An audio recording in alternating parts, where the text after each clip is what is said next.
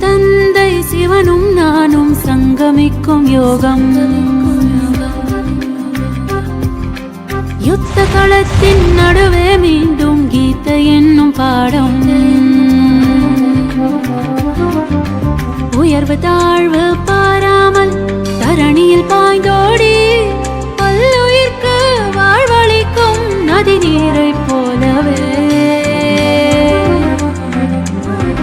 ஆறுக்குள் ஊடுருவி உலக உயிரை விழிக்க வைக்க பரமசிவன் அவதாரம் நிகழ்ந்தேறுதே.